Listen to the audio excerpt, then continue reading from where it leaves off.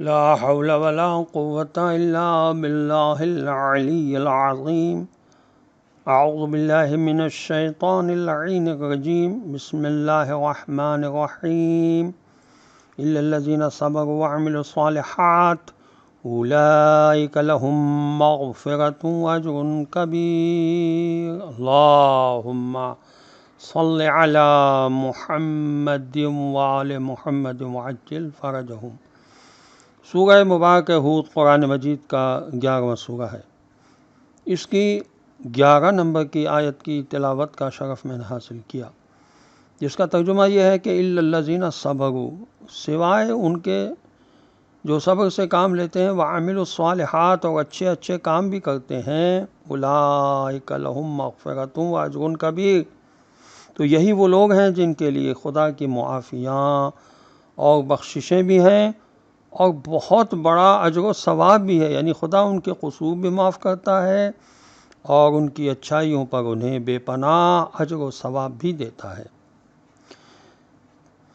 تفہیم القرآن میں اس آیت کے ذیل میں لکھا ہے کہ محققین نے اس آیت سے نتیجہ نکالا کہ صبر کی صفت ایک طرح سے چھچوپن کی ضد ہے۔ صابر اصل میں وہ شخص ہوتا ہے جو بدلتے ہوئے حالات میں اپنے ذہن کے توازن کو برقرار رکھتا ہے۔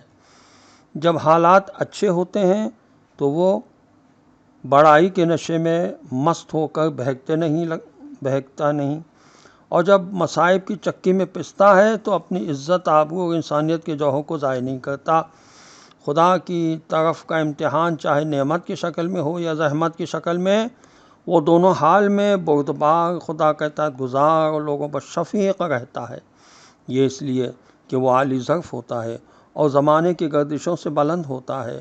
مال، دولت، عزت، شہرت اور اولاد کو خدا کی نعمت سمجھ کر خدا کی مرضی کے خلاف استعمال نہیں کرتا، اور مصائب کو خدا کی طرف کا امتحان سمجھ کر ان کا مردانگی کے ساتھ مقابلہ کرتا ہے۔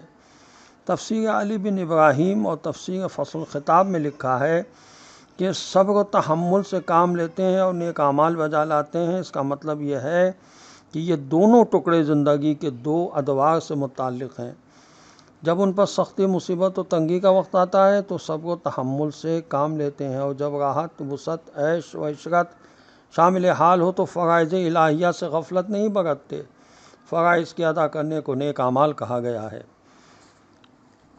اصول کافی میں لکھا ہے کہ حلال روزی کمانا بھی اعمال صالحہ میں بہت بلند درجہ رکھتا ہے۔ حضرت امام علی ابن موسیٰ رضا علیہ السلام نے روایت کی ہے کہ جناب رسول خدا صلی اللہ علیہ وسلم نے فرمایا، العبادۃ 70 جزءا افضلها طلب الحلال، یعنی عبادت کی 70 قسمیں ہیں جن میں سب سے افضل حلال روزی کمانا ہے۔ آپ علیہ السلام ہی سے دریافت کیا گیا تو جواب دیا کہ رسول خدا صلی اللہ علیہ وسلم نے فرمایا، جو شخص حلال روزی کماتا ہے وہ اللہ کی راہ میں جہاد کرتا ہے۔ اسرائیلیات میں ملتا ہے کہ حضرت موسیٰ علیہ السلام نے کسی عابد کی شہرت سنی تو اس کی تلاش میں نکلے۔ ہر عابد نے اپنے سے بڑے عابد کا پتہ دیا۔ جب آپ علیہ السلام سب سے بڑے عابد کے پاس پہنچے تو دیکھا کہ وہ ایک لوہار ہے جو سخت محنت سے حلال روزی کمانے میں مصروف ہے، مگر زبان پر ہر وقت شکر الہی جاری ہے۔ حضرت موسیٰ علیہ السلام نے اس سے پوچھا تھا کہ زیادتی عبادت کیا ہے؟ اس نے کہا کہ میں حلال روزی کماتا ہوں اور خدا کے مقرر کیے ہوئے فرائض و واجبات ادا کرتا ہوں۔ مجھے جو آمدنی ہوتی ہے اس میں سے ایک حصہ دکان کے مالک کو دیتا ہوں، دوسرا حصہ بچوں کو دیتا ہوں، اور تیسرا حصہ اللہ کی راہ میں فقراء و مساکین میں تقسیم کر دیتا ہوں۔ پھر اللہ کے ہر فیصلے پر راضی رہتا ہوں اور ہر سختی پر صبر کرتا ہوں۔ اللہ کی ہر نعمت پر اس کا شکر بجا لاتا ہوں۔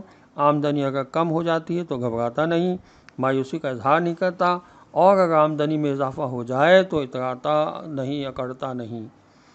پھر اس نے حضرت موسیٰ علیہ السلام سے پوچھا کہ آپ علیہ السلام کہاں سے تشریف لائے ہیں؟ تو آپ علیہ السلام نے اپنے وطن کا نام بتایا۔ اس نے پوچھا کہ کیا گھر جانے کا ارادہ ہے؟ تو حضرت موسیٰ علیہ السلام نے فرمایا، ہاں جانا چاہتا ہوں۔ اس نے ایک بادل کو حکم دیا، وہ فوراً نیچے اتر آیا۔ پوچھا کہاں برسے گا؟ اس نے کہا فلاں جگہ۔ اسے جانے دیا۔ پھر کئی بادلوں سے پوچھا تو ایک نے کہا کہ میں موسیٰ علیہ السلام کے ملک جاؤں گا۔ عابد نے حضرت موسیٰ علیہ السلام سے کہا اس پر سوار ہو جائیے۔ آپ علیہ السلام اس پر سوار ہوئے۔ جب حضرت موسیٰ علیہ السلام کوہ طور پر پہنچے تو آپ علیہ السلام نے اللہ تعالیٰ سے سوال کیا، اے میرے مالک، مجھے اس لوہار عابد کی کون سی تجھے اس عابد لوہا کی کون سی بات پسند آئی کہ تو نے اس کا مرتبہ اتنا بلند کر دیا کہ بادلوں پر اس کا حکم چلتا ہے؟